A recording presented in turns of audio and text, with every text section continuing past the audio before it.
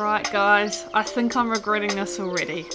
Welcome back y'all, it's your girl, Scrub Not Scribbles. I'm hopefully going to be changing that soon. And yep, you guessed it, today we're going to be covering all the FerociouslySteph drama that's been blowing up on mainly Twitter and Twitch. Now, I'm not going to lie, there is a lot to unpack here. Why is Twitter and Twitch always seem to be rife with drama of some sort? Like, you get Facebook, which is about sharing memes mostly and hanging out with the fam. You get Instagram, which is about trying to blow up and showcasing the best of yourself. Then there's friggin' Snapchat, which everyone knows is pretty much like the dodgiest app out there. But then there's also like Twitter, Twitch, even YouTube to some degree. Everyone's trying to blow things up, create drama, swan around all melodramatically. Let people live their lives. Like, why you gotta revel in the world's collective misery to try and make a fast buck or stay relevant? So today we're going to be focusing on the latest train wreck of the moment, before no doubt y'all find something else to go and cry about and create lawsuits on, and that's Twitch's latest controversial hire. FerociouslySteph, or Steph Lower, has been practically framed as everything wrong with the online world for speaking up about how the voice chat feature other users can, and I quote, make people feel lesser about you or your play and harass you. This has of course been misconstrued as FerociouslySteph is gonna take the option of voice chat away, and we're all horrible white cis males are speaking up against her.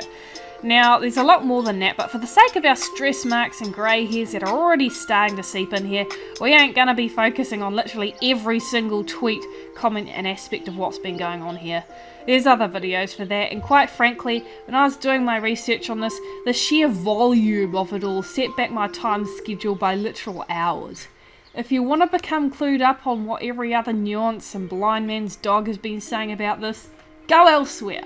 We're already running behind schedule and are halfway into the grave as it is. FerociouslySteph is transgender. I strongly believe she is deakin. Y'all can go look that one up yourselves. And she streams full time, which means of course she is going to be playing up to her market and working to develop her niche as best she can. If you want to make it within the online world, you need to start setting yourself apart as best you can. This is going to be the life and death of your online career, and unfortunately is starting to serve as the death of hers. FerociouslySteph has honed in on making her niche as, unique as she possibly can. And unfortunately, combined with her quite literally having to rise up and tackle streams of hate head on, means that things have been said that have been twisted and misconstrued quite horribly. Is Twitch going to be taking away the voice chat feature? Probably not. Will they be firing her? Also probably not. FerociouslySteph has made a valid point with what she said regarding the voice chat feature being used to make people feel lesser about you or your play or harass you. I'm a girl. I personally have faced this. If you use voice chat, you're revealing your linguistic profile, your voice, which can open you up to being harassed or considered less of a good player, because there are systematic issues within our society and how people treat non-standard voices. This is a quote said directly by her, and honestly, she's right. People do harass you. They treat you like crap, and I feel that the voice chat feature can be served as a severe disadvantage against those who do not fit the very narrow status quo of what has been deemed accessible or successful. We all like to claim that we are inclusive and open as a society, but you don't have to dig deep online to discover otherwise, and it's something a lot of people, I feel, choose not to see. Now, this is where things get tricky. FerociouslySteph has said she opposes the voice chat feature. She has said, and I quote, there is an inclusivity cost to voice chat, and if you want to get more marginalised gamers with non-standard voices to be professional players, you have to address this. But notice how she's not actually pushing to get it removed. To be honest, she's not even in the job role where anything she says makes much of a difference in that aspect. But FerociouslySteph is still a person like us. She's allowed to have opinions, and this is just one of hers. I feel that a lot of the community online have been taking the whole thing of, I personally oppose this feature because here is a list of ways it disadvantages a large group of people, and it's been misinterpreted as, I am Twitch stuff, I don't like this thing, so I'm going to take it down. And it's not been pretty. Then there's the whole friggin' thing of how she tried to stand up for herself because, everyone's been jumping down her throat with some completely wrong facts entirely. Yeah, well, she's not calling you all white supremacists. There's been another clip circling around of her claiming apparently that Twitch is basically full of the Ku Klux Klan members, which is another thing that has been misconstrued, by the way.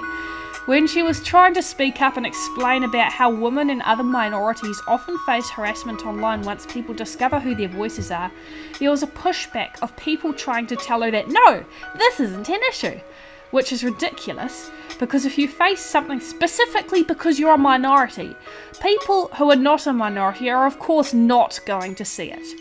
They're not going to be exposed to it, they're probably never going to witness it because they aren't that minority. And minority targeting behaviours don't happen to you. I could go into a whole other rant of how privilege works, but I'm just going to have to assume you're all basically competent adults who understand how life in the world works. Unfortunately, though, not everyone online seems to be capable of this, because one of the statements that got made was, there are a lot of people with cis white male sounding voices here that are telling me that voice chat is a problem. Isn't a problem. Like, can you see what I'm getting at here?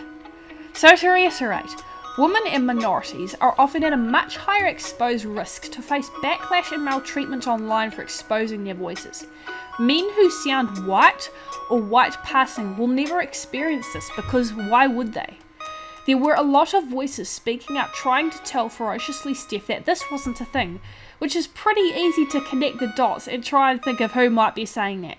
Which is of course is going to be the white cis males who would have no reason to be targeted.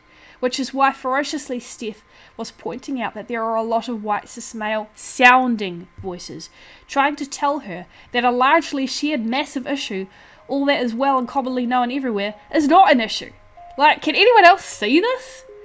I find it almost funny how there's been so much BS around FerociouslySteph apparently racially discriminating against white cis men just for holding her ground on an issue that they're trying to sweep under the rug.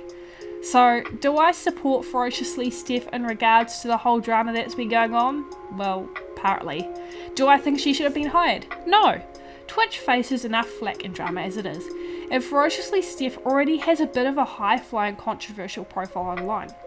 I'm not saying that's what she's doing is wrong or bad, though no doubt a lot of other people out there would.